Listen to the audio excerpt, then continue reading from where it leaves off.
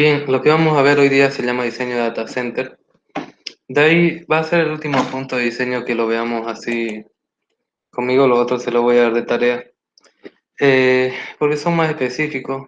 Para otras materias, por ejemplo, hay diseño de IPv6 y hay diseño de los protocolos de gestión, todo eso se ve en otra asignatura. Como vemos, si bien hoy día lo vamos a ver desde el punto de vista de las redes y telecomunicaciones, normalmente se consideran más cosas para el diseño de redes. Por ejemplo, se considera que tenga buena climatización, que tenga una buena ubicación, la infraestructura física donde se van a poner los equipos, las tomas de corriente, los muros, los pisos falsos, los cielos falsos, todo eso para poder considerar la mejor ubicación para nuestro data center, ¿no? Hoy lo vamos a ver desde el punto de vista de redes, que significa un poco más orientado a los equipos de comunicación y servidores. Bien, vamos a ver la arquitectura de un data center empresarial, desafíos en el data center, infraestructura de un data center empresarial, algo de virtualización, tecnologías de virtualización, interconexión del data center y balanceo de carga en el data center. ¿Cuál es la arquitectura del data center empresarial? Tenemos tres capas en la arquitectura del data center empresarial. La capa de servicios de usuario, la capa de servicios del data center y la capa fundamental del data center. En la capa fundamental del data center vemos lo que es la computación, el almacenamiento y la red. En la capa de servicio tenemos balanceo de carga, tenemos, tenemos balanceo de carga, tenemos los proveedores de servicio de internet, tenemos la fuente de energía ininterrumpida, tenemos seguridad. Y en la capa de servicio de usuario tenemos lo que el usuario consume, que es compartir archivos, correo electrónico, páginas web, voz sobre IP, etc. Y entonces tres capas: la capa fundamental del data center, la capa de servicio del data center y la capa de servicios de usuario. ¿Cuáles son las capas? ¿Cuáles son los componentes de la capa fundamental del data center? Tenemos virtualización, computación unificada y fábrica unificada. Bien, cuando hablamos de virtualización, ¿qué es lo que nosotros estamos virtualizando? Estamos virtualizando LAN, ¿no? Virtualización de redes de área local. Estamos virtualizando SAN. ¿Saben qué es un SAN? Exactamente, ¿no? Red de almacenamiento, ¿no? Redes de almacenamiento. También tenemos los BDS, los contextos de dispositivos virtuales. Tenemos un modelo Nexus 1000B para EXI, operaciones flexibles de red para servidores de distintos factores de forma y fabricante. Si hablamos de la fábrica unificada, estamos hablando de FC over Ethernet y SCSI sobre redes de 10 Gb por segundo. FC sobre Ethernet soporta a partir de SX1 vSphere 5, ¿no? Esta es una versión de virtualización. Toda la familia de Catalyst, Nexus, MDS soportan iSCSI, ¿no? Que es un disco duro de alta velocidad compartido o virtualizado. Tenemos también soporte para puenteos de data center, XCO en Nexus, y ahí tenemos diferentes modelos. Adaptadores de red convergente, funcionan a 10 gigabits para soporte también de FC over Ethernet. Canal de fibra sobre Ethernet. Son diferentes, bueno, FCOE es canal de fibra y lo que es SCSI es el uso del protocolo SCSI, ¿no? SCSI sirve para lo que es discos duros, discos duros de alta velocidad, y FCOE es canales de fibra sobre Ethernet. Ya. Entonces, bueno, esto soporta la virtualización. Fíjense que son virtualizaciones compartidas que se hacen. No es como ustedes, su virtualización que hacen es Ustedes virtualizan en una sola máquina. Acá, sin embargo, lo que se hace es virtualizar. Se comparte la virtualización entre diferentes computadoras, ¿no? Bien, se puede compartir balanceo de cargas de trabajo entre las diferentes computadoras. Tenemos computación unificada. Cisco tiene un estándar USC que permite convergencia de cómputo en la red, almacenamiento y virtualización. Está integrado con fábrica unificada de 10 GB. Virtualización de interfaz de red, Virtual Interface sobre, sobre las interfaces de red. Tenemos también enlaces virtuales, virtualización de enlaces virtuales a través de Cisco. Tenemos también mayor productividad de aprovisionamiento con servicio, con perfiles de servicio. ¿Qué significa perfiles de servicio? Significa que cada tipo de, cada tipo de usuario de red tiene diferentes perfiles. Ya, entonces, si se conecta a esta interfaz con tal perfil, va a tener cierta velocidad, cierta capacidad de usuario. Si se conecta a esta otra interfaz con otro perfil, va a tener otra capacidad de usuarios o cantidad de megas que va a transmitir. Tenemos centralización de la gestión del OS Manager y también tenemos eh, APIs de XML, ¿no? Para hacer configuraciones sirve el XML. Es un lenguaje es un lenguaje de marcado de intercambio similar a HTML. De hecho, HTML nace de XML y sirve para definir etiquetas y se utiliza en configuraciones sobre todo.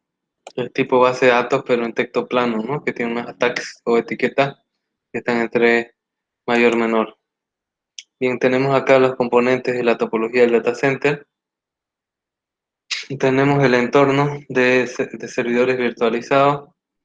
Tenemos la unificación de recursos de computación o recursos computacionales unificados. Tenemos acá conectividad consolidada. Tenemos Ethernet por canales de fibra sobre Ethernet, canales de fibra. Tenemos LAN y SAN virtualizada, ya, es decir, las VLAN separan, ¿no?, lógicamente los diferentes servicios. Y esto es para mi almacenamiento. Yo virtualizo ya sea separando o uniendo diferentes discos duros en RAID, por ejemplo. Y tenemos virtualización de dispositivos de red y almacenamiento. Ahorita con esto de las empresas como Microsoft Azure, como AWS de Amazon o Google Cloud, tenemos estos servicios, ¿no? Tienen una mirada, a ver un par de minutos, ya para que vean cuáles son los componentes de una topología de un data center. Bien, continuamos. Tenemos acá el entorno de servidores virtuales, entidades de software con abstracción a nivel de hardware. Ejecuta un sistema operativo sobre un scheduler o un hipervisor. Tenemos los recursos de cómputo unificados, el Service Profile, define la identidad del servidor, incluye memoria, CPU única, almacenamiento, imagen de boteo, todo lo que va a tener en ese perfil. Conectividad consolidada, fábrica unificada con canales de fibra sobre Ethernet, canales de fibra y 10 GB de Ethernet. Fíjense que las velocidades en el data center son grandísimas, porque entre los servidores se tienen que comunicar a mucha mayor velocidad, porque el usuario desde afuera tiene que ver como si solo accediera a un servidor. Sin embargo, adentro hay muchos servidores que a veces están comunicando, ¿no?, a gran velocidad. Tenemos tecnologías de virtualización, ya sea VLAN o vSAN, virtualización de hardware. Tenemos contexto de dispositivos virtuales para lo que es la parte de red. Tenemos conjuntos de almacenamiento para lo que es virtualizar también los discos duros, etcétera. Ahora, si nosotros tenemos el data center bien configurado, se puede llegar a la programabilidad de la red del data center. un trayecto end-to-end, es decir, punto a punto, en aplicaciones del cliente al servidor. Muchos dispositivos a configurar, enfoque caja a caja, enfoque poco escalable y sujeto a errores. Ese trayecto de aplicaciones, ¿no? Si estamos hablando de sistemas distribuidos. Sin embargo, si hablamos de la programabilidad de la red, estamos hablando de algunas técnicas de automatización. Comenzar con tareas sencillas, pero que requieran mucho tiempo. Hay una transición en tres fases. La fase 1 es configuración, traducción directa de los detalles de la implementación a sintaxis de configuración. Fase 2, aprovisionamiento, automatización de la red como un todo. Y fase 3, programación, programación de la red basada en requerimientos de las aplicaciones. ¿Para qué sirve la programabilidad de la red? Sirve para automatizar algunas tareas repetitivas que hacen los ingenieros en redes, como por ejemplo poner IP e interfaz de red, ¿no? Eso se puede programar para que se haga de forma automática. Tenemos las redes definidas por software, las SDN. ¿Qué son las redes definidas por software? Son referencias a punto de la red con interfaces abiertas que permiten el desarrollo por software. El software de la red definida por software es centralizado. Hay control de flujo sobre una colección de dispositivos de red. La arquitectura SDN es de tres capas: capa aplicación, capa de control y capa de infraestructura. ¿Ya? Entonces nosotros tenemos la capa de aplicación, aplicación de negocio con acceso directo por API a la capa de control. Capa de control, servicio del plano de control, API hacia la capa de aplicación y infraestructura. Capa de infraestructura, plano de datos de los dispositivos, conexión con dispositivos finales y a la capa de control. Nosotros, cuando utilizamos SDN, lo que hacemos es que le damos una capa para que el ingeniero trabaje directamente. Por ejemplo, cuando nosotros creamos un servidor, ¿cómo nosotros creamos un servidor en una empresa? Compramos la máquina, la instalamos bien, instalamos su sistema operativo, configuramos, cableamos para que tenga salida a internet, etc. En cambio, si hay una SDN, simplemente hay APIs de negocio, hay aplicaciones de negocio que el proveedor me va a dar para que yo lo pueda directamente, ¿no? Usted se entra al perfil de Azure, dice, quiero un servidor Windows Server 2016, tantos gigas, tantos RAM, etcétera, etcétera.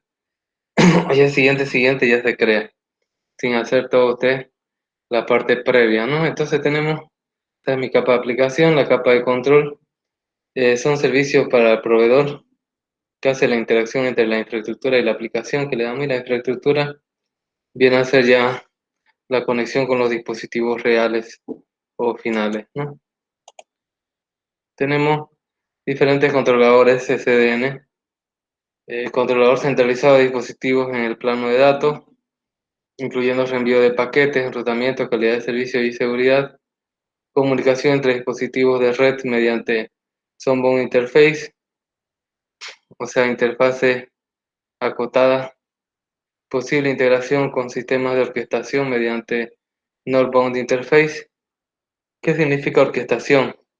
Significa como una coreografía, ya que toda la red esté de forma coordinada, esté trabajando a través de programación. Algunos controladores de CDN disponibles son Cisco APIC, VMware NSX Controller, OpenDialing para Linux, Pure OpenFlow, que permite decisiones de routing y switching para dispositivos compatibles con OpenFlow. Infraestructura centralizada en aplicaciones, ASI, permite la programación de toda la red en base a los requerimientos de la aplicación mediante el perfil de aplicación. Soporte a infraestructura física, Metal-Based, o sea, son una infraestructura física y virtualizada. Adicionalmente, retroalimentación de la red física subyacente. Componente de ASI, tenemos APIC, el controlador de infraestructura de políticas de aplicación, gestión centralizada del Fabric ASI, clúster de 3 o más controladores para alta disponibilidad. También tenemos un NES 9000 en la arquitectura Spin-Leaf, switches Leaf conectados a los switches Spin, ¿no? O sea, switch que son de capa 2 conectados a switches de capa 3. Minimiza la latencia y asegura la misma cantidad de recursos que puede trabajar, ¿no? Acá tenemos un Spin-Leaf tradicional, estos son los principales. Tenemos dos enlaces, cada uno tiene a cada servidor de 10 gigabits. Y acá tienen estos que son los principales, los border leaf, de 4 enlaces de 10 gigabits por segundo. Bien, vamos a ver el desafío del data center. Aquí hay una consulta, dice cuando las laptops y las PC vengan con interfaces 2,5 gigabits o más, el data center necesitará velocidades de 10, más de 10 gigabits. Ahorita mismo los data centers de empresas medianas tienen velocidades de más de 10 gigas de comunicación. Cuando las laptops lleguen a los 2,5 gigas o más, pues necesitarán una interfase de unos 30 gigas por lo menos, ¿no? Entonces ahorita ya tienen esos 10 gigas. Bien, ¿cuáles son desafíos en data center? Algunos desafíos en general tienen que ustedes ver antes de empezar con el data center. No es solo la configuración de servidores, no solo la parte de infraestructura de red o informática, sino tiene que ver energía eléctrica, uso del espacio físico en el rack, limitaciones de escalabilidad, administración de recursos y firmware, seguridad en los servidores, soporte y virtualización y esfuerzos requeridos en la gestión. Tenemos también acá eh, servidores, tenemos de rack, tenemos potentes pero consumen mucho espacio y energía. Servidores plate son de potencia de cómputo similar, ocupan menos espacio, energía y cableado, y virtuales tienen unos mejores eficiencias si nosotros tuviéramos servidores virtuales, pero sin embargo esos servidores virtuales tienen que darnos un proveedor, ¿no? Tenemos también un desafío de la gestión de los servidores. Hay diferentes protocolos, ILO, US Manager, VMware Manager, etcétera, que se tiene que gestionar.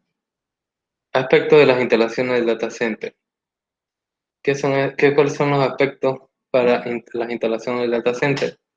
Tenemos especificaciones arquitectónicas y mecánicas a considerar durante la planificación del data center. Por ejemplo, espacio disponible, carga que puede soportar el piso, capacidad disponible de energía y refrigeración, cableado de planta y cómo administrar. Otras consideraciones ambientales, temperatura y humedad, seguridad física, sistemas de alarma y supresión de fuego, espacio para empleados, algunos rubros, disaster recovery, recuperación de desastres y continuidad de negocio, que ustedes esto lo han visto en seguridad en redes. Bien, acá por ejemplo es algo interesante eso de temperatura. No se olviden por las leyes de Maxwell que temperatura, calor y temperatura, perdón, o sea, el calor o temperatura, la electricidad y el magnetismo son tres manifestaciones del mismo fenómeno. Entonces nuestros equipos computacionales son electromagnéticos, por lo tanto generan y disipan calor. Y tienen que tener los data centers para aumentar su vida útil en una temperatura fría. Hay empresas grandes que tienen sus servidores como Amazon, como Google en el mar Ártico, ¿no? O en Dinamarca, donde está frío todo el tiempo y no necesitan aire acondicionado, por ejemplo, lo cual hace una reducción de energía eléctrica y gastos de emisiones de CO2 que lo hace el aire acondicionado, ¿no?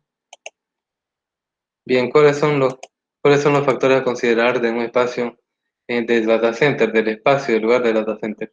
Número de empleados a dar soporte en el data center, número de servidores y el equipamiento de almacenamiento y de red necesario, espacio requerido para áreas que no sean de infraestructura, por ejemplo, envío y recepción, áreas de almacenamiento, descanso y baño, oficina de empleados. Otras consideraciones: peso de la rack y los equipos, calor expulsado por los equipos y cantidad y tiempo de energía requerida, ¿no? Todo esto consideramos nosotros en el espacio del data center. Por ejemplo, tiene que haber un pequeño escritorio para envío y recepción de papeles, tiene que haber áreas de almacenamiento, descanso y también baño, porque bueno, ustedes, los data centers lo atienden personas y a veces tienen que ir al baño. Tiene que haber oficinas para los empleados, por ejemplo. El data center está cerca de los 0 grados, no vas a ponerlo a trabajar a tu empleado ahí, ¿no? Se te va a morir de pulmonía.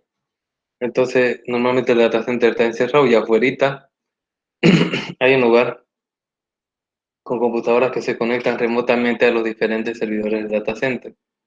Y ahí el empleado hace sus cosas, ¿no? Bien, entonces tenemos que considerar, por ejemplo, esto, el peso de los racks, los equipos, calor expulsado de los equipos para los aires, cantidad y tipo de energía requerida para ver si vamos a tener conexión trifásica, bifásica, cuántas líneas le solicitamos a la cooperativa. Por ejemplo, acá el peso de rack de los equipos, estamos hablando de que normalmente el data center no está sobre concreto, ni está en el piso de abajo, digamos que es el más fuerte. A veces está en el de arriba, pero no es el más indicado, tiene que estar al medio. Se recomienda que esté en el piso central. Entonces ahí, eh, normalmente, si nosotros sabemos un poco de construcciones modernas, la losa va a estar internamente con plastoform, ¿no? Y arriba de eso va a tener un piso falso. Entonces, para que haya toda el cablelerío para poder conectar los diferentes servidores y equipos de comunicación, la parte de red y la parte eléctrica.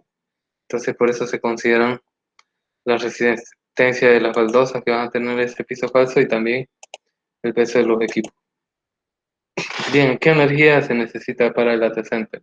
Necesitamos energía eléctrica para los servidores, para la red, para el almacenamiento, para la refrigeración y también para la iluminación. Estimación complicada debido a todas las variables, ¿no? Hay mayor carga en el servidor, mayor potencia de procesamiento, mayor carga, calor generado y más carga, ¿no? Para el HVAC. Tenemos que incluir el sistema de energía, los PDUs, los paneles de breakers, conduits y el cableado. Protección también contra fallas de energía también se deben de considerar, ¿no? Por ejemplo, UPS o también podemos considerar otras cosas, ¿no? Como en otros lugares hay dobles compañías, eh, hay otras compañías que tienen más de una, hay ciudades que tienen más de una compañía de energía eléctrica, entonces se contrata dos, ¿no? Por si se cae una, todavía tenemos energía de la otra. Cuando hablamos de HVAC, estamos hablando de heating, venting and air conditioning, es decir, todo lo que es climatización. Y acá tenemos nosotros cuál es el gasto de energía. Fíjense, en enfriamiento 50%, en servidor y almacenamiento 26%, en la red 10%, en las pérdidas por conversión 11% y en la iluminación solamente el 3%, ¿no? Refrigeración del data center. Calor emitido varía dependiendo de la carga de dispositivo, pero mientras más dispositivos del tipo que sean, vamos a tener más generación de calor. La degradación de la confiabilidad con el tiempo, ¿no? Siempre se va degradando el equipo y hasta que ya no funciona bien. La refrigeración se aplica a zonas, a racks o inclusive a equipos individuales, ¿no? ¿En qué caso sea eso? Cuando el equipo individual es muy importante ya para su funcionamiento y va a tener su propia refrigeración. Tenemos uso de sondas probes de pruebas para calibración.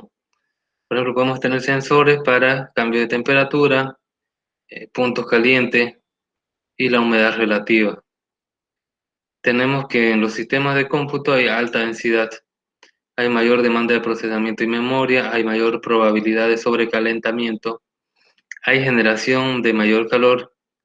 Los servidores que ocupan poco espacio tienen mayor densidad, calor y humedad. La humedad relativa recomendada está entre el 40 y el 50%, ¿no? Tenemos acá cuál sería el flujo de aire apropiado. Tenemos que tener un equipamiento suficiente de refrigeración, alternación de pasillo frío y caliente. Por ejemplo, acá tenemos pasillo frío, caliente, pasillo frío y caliente. Pasillo frío, equipo frente a frente. Pasillo caliente, equipo back to back. Es decir, donde se configura debería estar frío y en la parte de atrás donde están las conexiones a la red, las conexiones de energía eléctrica del equipo debería estar en la parte de atrás, ¿no? En back. Entonces, tenemos también perforaciones en el piso para el pasillo frío para poder hacer el flujo del aire, ¿no? Los equipos que no expulsan aire caliente por atrás, eh, se tiene que bloquear escapes de aire innecesarios, aumentar la altura del piso falso, esparcir los equipos en rack sin utilizar, rack abiertos en lo posible, gabinetes con malla frontal y posterior, perforaciones grandes a medida, ¿no? Dependiendo de la cantidad de calor que disipen. Tenemos acá, cuando hablamos del calentamiento del data center, tenemos los servidores rackeables y tenemos otros más pequeños que son los blades. Estos servidores blades hacen uso más eficiente del espacio, incrementan el calor por servidor. Tenemos soluciones de refrigerador para la generación de calor, incrementar el número de equipos de climatización, incrementar el flujo de aire a través de los dispositivos, incrementar el espacio entre rack y silas. Tenemos tecnologías alternativas de enfriamiento como rack cooling water, ¿no? Es decir, rack de enfriamiento por agua también tenemos en los data centers. Tenemos el cableado del data center. Podemos tener fibra óptica monomodo y multimodo. Tenemos cable UTP categoría 6A, cobre contenido en rack con switch stop o rack. Tenemos un link por fibra óptica entre switch stop o rack y en off rack. Factores de administración del cableado, selección de medio, número de conexiones, tipo de organización de cableado, espacio para el cableado horizontal y también vertical. Inconvenientes de un cableado inadecuado, flujo de aire restringido, cortes por desconexiones accidentales y opciones de troubleshooting complicado. Tenemos acá el cableado en el subsuelo. No es recomendado para grandes cantidades de cables, ¿no? Acá tenemos un montón de cables. Tenemos acá alternativas, cableados por encima del rack, ubicación del cableado enfrente o posterior del data center, ¿no? Bueno, porque si es que ya es muy grande, hasta tiene que haber vitrina para los propios cables, ¿por qué? Porque es más incómodo de trabajar. Y si es que está en el subsuelo, el espacio va a ser muy pequeño para que el técnico pueda maniobrar, manipularlo, este cableado, ¿no? Tenemos, ¿cuál es la infraestructura para un data center empresarial? Tenemos la arquitectura multicapa Cisco. El núcleo de data center se conecta con el núcleo de la red LAN. Separación lógica entre el núcleo del data center y el núcleo de la LAN. En cuanto al control de cambios, ¿no? Acá tenemos diferentes controles de cambios, dominio de control de cambios. Tenemos acá el núcleo del data center y acá tenemos los servicios del data center y también tenemos la servicio para usuarios. Y acá tenemos el núcleo de la red, ¿no? Todo esto se conectan y y acá ya sale la internet o la MZ o otras LAN. Tenemos el almacenamiento en el data center. Tenemos el almacenamiento adjunto directo o TAS, discos locales instalados físicamente en el servidor, poca flexibilidad en cuanto al uso. Tenemos red de área de almacenamiento, el SAN, lo que hablábamos hace rato. Múltiples servidores acceden a un pool, a un conjunto común de almacenamiento. Usan canal de fibra o alguna forma de almacenamiento IP como iSCSI. Tenemos expansión sencilla, de los pools mediante arreglos de almacenamiento, lo que se llaman RAID. Hace uso de adaptadores de bus de host HBA para conectar los servidores a los arreglos de almacenamiento. Tenemos acá la separación tradicional entre LAN y SAN. Tenemos acá la LAN, tenemos la SAN, canales de fibra de comunicación, por ejemplo de 8 GB, ¿no? Y este es de 10 GB Ethernet. Estos son canales de fibra y tenemos acá los diferentes servidores de almacenamiento y estos son de comunicación. Arquitectura de referencia para el data center. Tenemos 3 niveles, la arquitectura de 3 niveles. Núcleo, agregación y acceso, similar a la que tenemos para las redes empresariales, núcleo, distribución y acceso. La capa de acceso, alta densidad de puertos, servicio de capa 2 y capa 3. La capa de agregación, servicio de seguridad como ACL, Firewall, IPS, sistema de prevención de intrusiones. Tenemos servicios de la granja de servidores. Tenemos switching de contenido, cacheo, SSL, redundancia en pares, al igual que en el core, en el núcleo. ¿Cuál es la definición de la capa de acceso del data center? Propósito principal, tener una gran densidad de puertos capa 2 y capa 3 para el acceso, ¿no?, de los diferentes dispositivos que se tiene que utilizar en mi red. Otras funciones que tiene: conmutación de alto performance, de alto rendimiento y baja latencia, soporte a requerimientos de sobre suscripción, ¿no? Ese tiene que estar pensado para altas velocidades y harto equipo. Diseño en capa 2, aún el más común, uso de VLAN y troncales en uplink, permite el timing de la NIC, clustering de servidores y uso de STP, ¿no? Spanning Tree Protocol. Tenemos acá el diseño, tenemos acá el borde, el núcleo, la capa de agregación y la capa de acceso. Y acá hay diferentes modelos de switches que se pueden utilizar.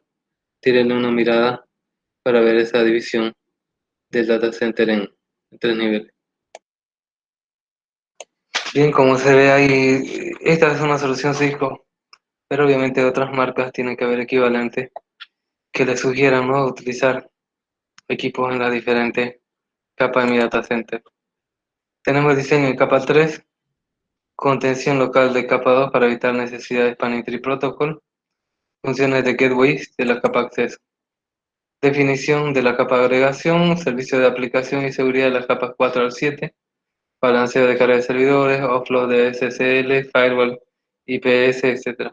Servicios con estado y con conexión desplegados en pares y mediante service módulos o appliance, ¿no? Múltiple switching de agregación para entornos separados, para entornos de producción, cuando está funcionando realmente, para entornos de test, cuando se hacen las pruebas, PCDSS, Payment Card Industry Data Security Standard o estándar de seguridad de datos para la industria de tarjetas de pago, ¿no?, para los que son tarjetas de crédito, de débito, cada área en su propia zona de seguridad y servicio. Tenemos acá la capa de agregación, cuáles son sus elementos. Ahí se puede ver que esta parte de acá, capa de agregación, la conexión entre el núcleo del data center y los sistemas de acceso, los switches de acceso. Utilizan Cisco Nexus 7000 series. Bien, ¿cuál es la definición de la capa de núcleo ahora? La capa de núcleo, lo principal en procesamiento del data center, es la conexión del core del campus a la capa de agregación del data center con enlace de capa 3 de alta velocidad. Tiene enlaces de alta velocidad, son enlaces cortos de gigas de velocidad. Resumen de rutas, inyección de la ruta por defecto a la capa de agregación, soporta multicast, mejor práctica para redes de grandes data centers. La capa de núcleo versus núcleo colapsado, ¿cuál es la diferencia? Existen suficientes puertos de 10-40 gigabits de Ethernet para conectar el núcleo del campus a la capa de agregación del data center. Separación de la distribución del campus de la agregación de data center simplifica el troubleshooting y la calidad de servicio. Bien, acá hice una pregunta, ¿la capa de agregación será igual a la capa de distribución? Pues sí, similar, pero y las funciones son prácticamente las mismas, pero la capa de agregación estamos hablando del data center, de lo que es la infraestructura de red del data center, y la capa de distribución hablamos de la infraestructura de la LAN empresarial. Ya pero tiene funciones muy similares. Bien, entonces bueno, tenemos que se puede utilizar también núcleo colapsado en la capa de núcleo. Tenemos acá la capa de núcleo, también utiliza Cisco Nexus 7000. Tenemos la frontera del data center. Bien, ¿cuál es la seguridad en data center? Tenemos firewall en línea detrás del core, sensores de lo que viene a ser los IPS, los sistemas de prevención de intrusiones en los módulos hardware de los firewall, modo IDS, que es promiscuo, sistema de detección de intrusiones, y modo IPS, que es el bloqueo, no es sistema de prevención de intrusiones. El IDS solo hace monitoreo y alerta, el IPS lo que hace es bloquea algún puerto. Esto lo han visto más a detalle en lo que es seguridad en redes. El diseño debe incluir soporte para múltiples segmentos de seguridad, distintos niveles de seguridad VLAN. Hay VLAN con firewall, VLAN con firewall IPS y también IPS. Tenemos Open VLAN con ACLs, segmentación de una aplicación de Tier 3 con web, aplicación y base de datos. Tenemos extensores de fábrica, Fabric Extender. Tenemos agrupación física de puertos cooling de cobre y fibra hacia el switch. Tenemos algunos parent, tenemos Nexus de 5K o 7K, administración del switch parent. Tenemos fábrica de downlink de los FEX, de los Fabric Extender. Tenemos port channel, un switch parent, port channel a múltiples switches parent. Port channel me sirve para hacer los Ether channel, es decir, los múltiples enlaces físicos que se vean como unos lógicos. Tenemos puertos NOC Fabric diseñados únicamente para conexión con puertos con host. No, estos no se pueden hacer Ether channel, sino simplemente conectar con una computadora. No conectar a otro switch de downstream. Bien, vamos a hacer un pequeño repaso ya a la parte de virtualización. Cuando nosotros montamos el data center, tenemos que virtualizar. Tenemos que virtualizar parte de la red porque si no gastaríamos mucho dinero en comprar todos los equipos que se necesitan para el data center. En vez de comprar todos los equipos que se necesitan para el data center, lo que nosotros hacemos es virtualizarlo, ¿no? El data center. Bien, virtualizar parte, algunos servidores de data center. De hecho, ahora ya se puede hacer. Me acuerdo desde Solaris 10, que es ahora de Oracle, que antes era de Sun. De Solaris 10 se puede hacer también virtualización de equipos de red, es decir, virtualizaciones de router, virtualizaciones de switches, todo eso, ¿no? Entonces, vamos a hacer un pequeño repaso de la virtualización. Entonces, ¿qué desafíos hay cuando se implementa un data center? Hay costos, reducción de dispositivos físicos, aislamiento de tráfico, relación mejorada de rendimiento y precio. Todo eso me permite la virtualización, ¿no? Porque me ahorra en costos de equipo físico. Puedo actualizar a través de software. A través de software puedo utilizar el hardware virtual hasta cierto nivel, obviamente. Puedo reducir dispositivos físicos que disipan calor. Por lo tanto, puedo también reducir el tamaño de mi data center. También tenemos aislamiento del tráfico. Es decir, nosotros,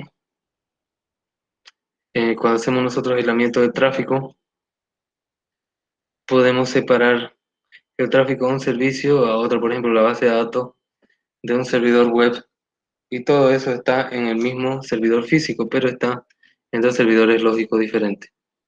Tenemos relación de mejora en lo que es rendimiento y precio. Hay muchos servidores que son pequeñitos, que tienen base de datos pequeña y por lo tanto, si lo ponemos para un solo servidor físico, estaríamos subutilizando ese servidor físico. Entonces podemos tener unos cuantos servidores pequeños o medianos dentro de un servidor físico grande y poder tener un mejor rendimiento por precio, ¿no? Mejor el rendimiento por precio. ¿Cuáles son los beneficios y definición de la virtualización? Su definición es la abstracción de elementos lógicos desde el hardware, aplicaciones, sistemas operativos, LAN y SAN.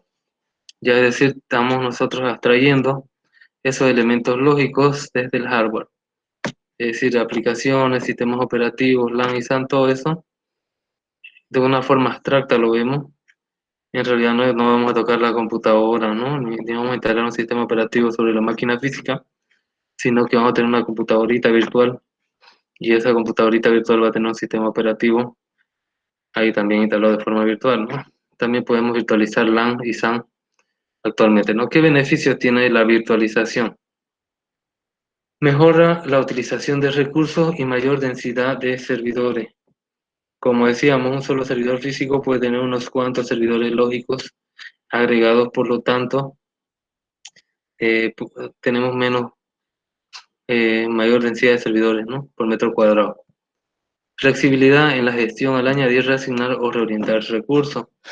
Por ejemplo, si es un servidor físico, copiarlo de un lado para otro es demasiado complejo porque está en el sistema operativo. En cambio, copiar una máquina virtual es una tarea de exportación e importación, ¿no? No es más sencillo el hacer la reconfiguración. Separación de grupos de usuarios en la misma red física.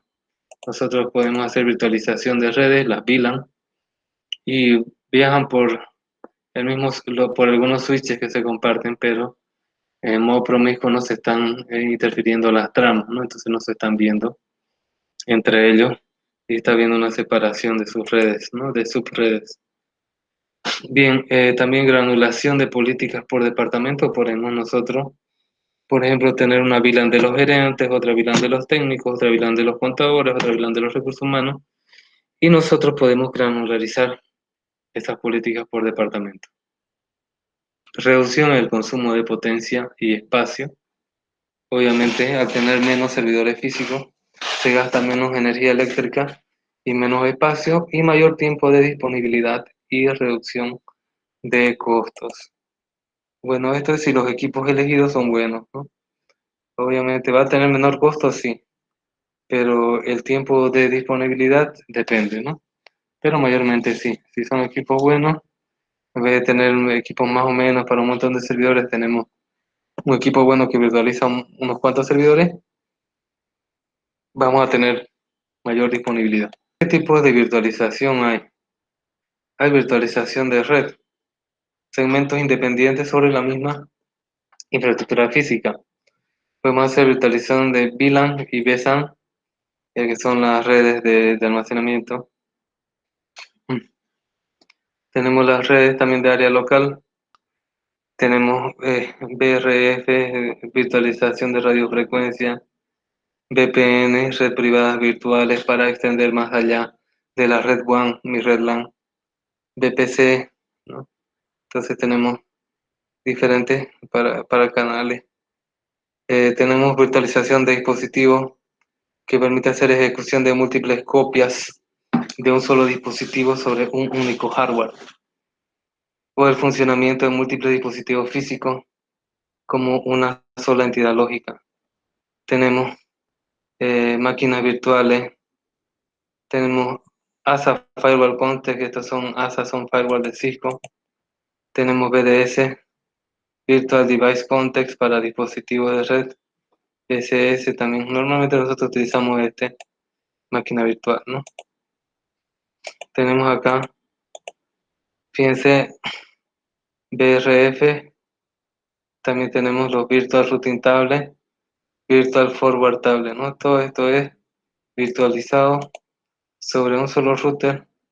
Estamos teniendo instancias de diferentes protocolos de ruteo, ¿no? Entonces, ahí tiene sus diferentes tablas de enrutamiento y de reenvío. ¿Qué tecnologías hay para la virtualización? Tenemos para el sistema de switches virtuales, BCS, tenemos que permite hacer virtualización de la red, un Catalyst 4500, 6500, 6800. Tenemos dos switches físicos que están funcionando como uno lógico.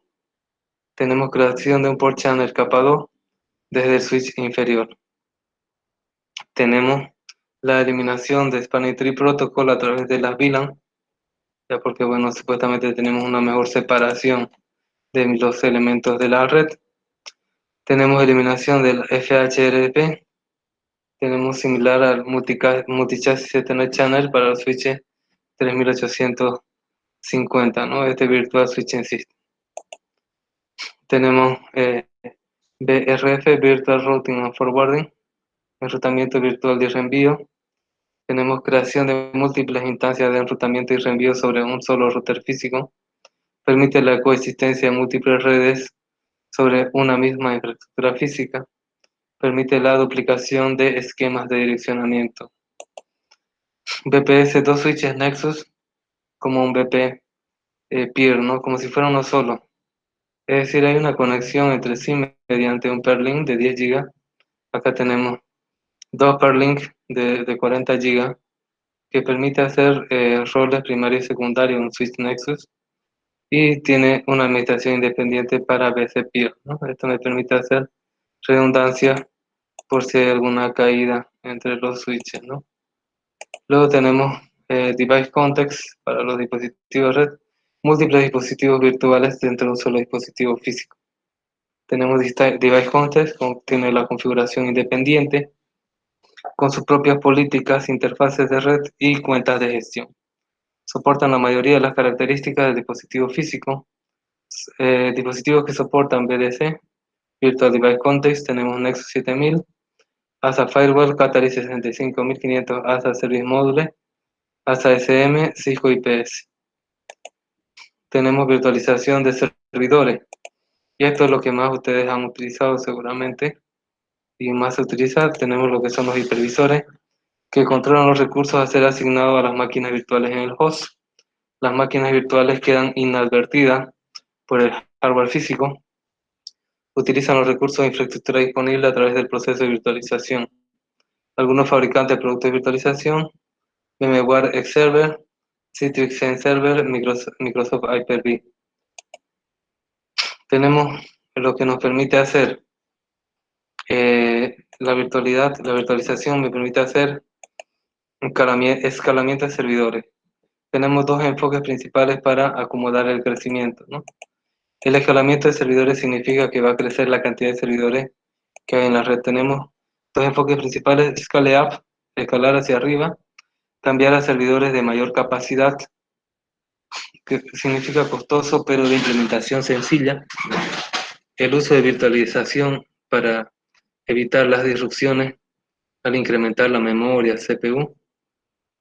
Tenemos Scale Out, agregar servidores adicionales, distribuir la carga de las aplicaciones entre el pool de la granja, mayor eficiencia en costos y flexibilidad, mayor complejidad, incluir el embarazado de carga en el diseño. Entonces tenemos esas dos escalas: escalar hacia afuera, escalar hacia arriba o escalar hacia afuera, ¿no? ¿Qué significa escalar hacia arriba? Cambiar, ¿no? Cambiar de servidores por unos mejores. Y escalar hacia afuera significa aumentar más servidores, más servidores, más servidores, ¿no? Eso es lo que va a hacer en un momento es inmanejable nuestra red, nuestro data center. Tenemos switching virtual. Un switch virtual tiene un software dentro de un hipervisor. El enlace de subida está vinculado con la NIC física del hipervisor. Tenemos NIC virtuales de cada máquina virtual conectadas al switch virtual. ¿Cuál es la ventaja adicional? Movimiento de las máquinas virtuales en funcionamiento. Consideraciones de diseño para la virtualización de la red. Se desea aislar porciones de la red mientras se mantiene una alta disponibilidad, seguridad y escalabilidad. Tenemos control de acceso.